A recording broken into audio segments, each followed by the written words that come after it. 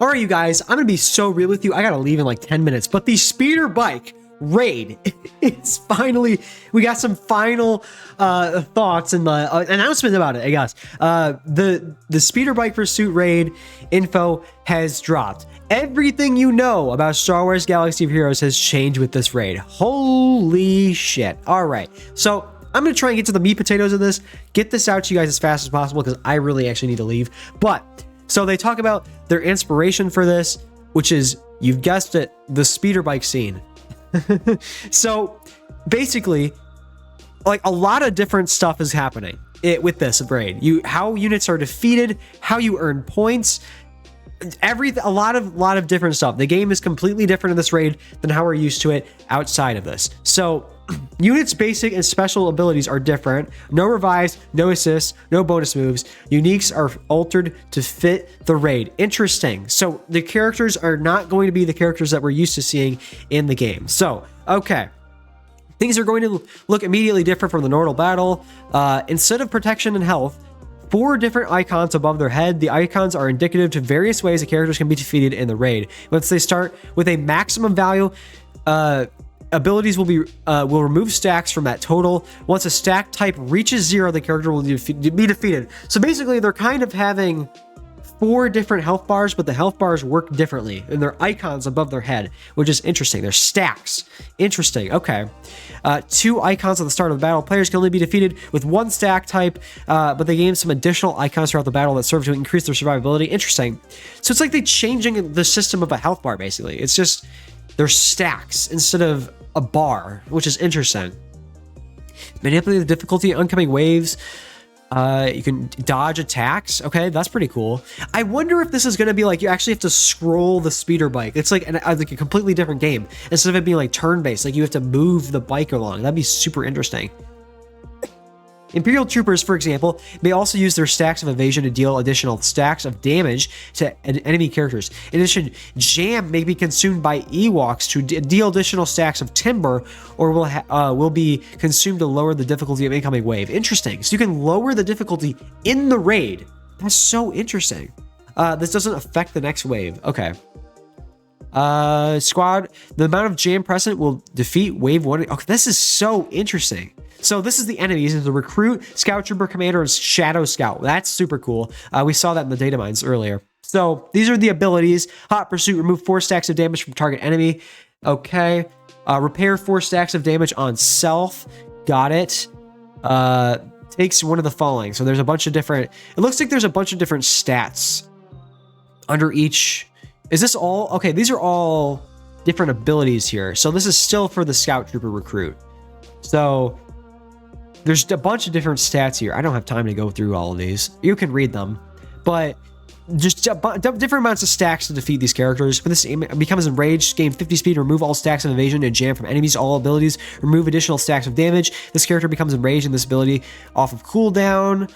Very cool. This is hard to gauge because this is so different from everything else we have in the game. But I'm very excited to see like the Shadow Scout Trooper especially. I want to can I open the image? Let me see the image. Hold on. Is this gonna be a good image?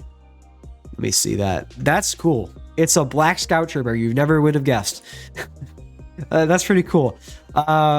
Enrage. So it looks like these are very similar characters. Looks like the abilities are similar. This is a calculated grenade drop and branch barrage instead of some of these other ones, but interesting. Available characters and their new abilities. Oh my god. Okay. So they dropped everything. Basic is the blaster cannon.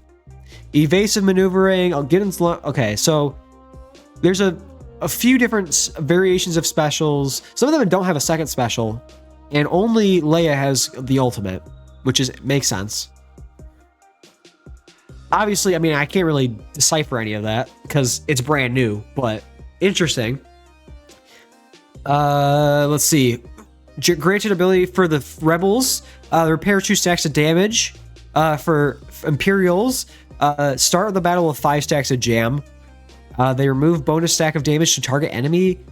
For Ewoks, they remove bonus stacks of timber to target Enemy equal to the number of stacks of jam on all allies. Whenever an ally is defeated with timber, all Ewoks allies gain 2 stacks of jam. And then affected by mods. Okay, interesting. They taking their account leader and unique bonus as well as mods. Okay, so mods do play some effect. Provided health. Okay, so there's a bunch of different. Okay, I can't go through all of this right now. I don't even know what half of this stuff means. This is a lot of PhD reading, as we are familiar with Star Wars Galaxy of Heroes. But if you want to check out all these specific numbers, you can check it out in the description. I will post it in the description for sure. Raid modifiers. Much like the Crate Dragon raid, you can apply modifiers. Okay. Try more difficult multipliers, and you can re-choose them. Okay, so the difficulty is very similar to how the Crate Dragon raid's difficulty works. That is good to know for sure. Let's see. Base difficulty will be around Gear 10. Heroic Sith Triumvirate raid, and they can scale up to challenge even with the strongest players in the game. So you can scale it, yeah. Relic 9 characters will provide a power advantage the way in Rage works. Interesting. So the higher you go, the more bonuses you get, maybe. You'll be allowed 8 attempts instead of 5. You're familiar with Crate Dragon. Interesting. That's cool. With Speeder Bike Raid, we are adjusting the cadence to allow longer time between runs, but rewards have been adjusted to stay consistent. Okay, so similar with Crate Dragon Raid rewards. Things to note, launch costs will go up from 90k to 180k tickets. Oh, yikes. That's interesting. Okay. Raid modifiers.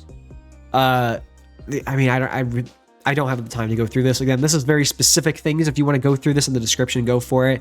I'm reacting this basically for the first time. So there's points for defeating a recruit, scout trooper commander, and shadow scout. Successfully evade an incoming damage, cool, and the repair damage. Awesome. It's kind of interesting they have repair damage. It seems like counterintuitive. I don't know.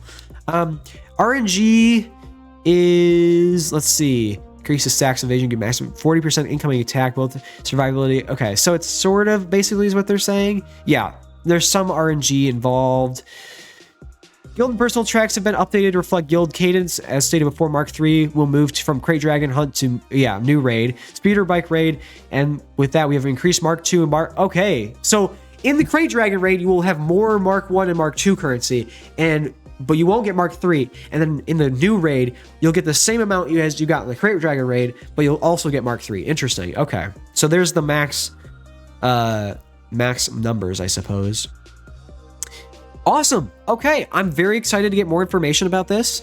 I like where this is going, this whole new direction they're going with this. I'm very interested to try this out.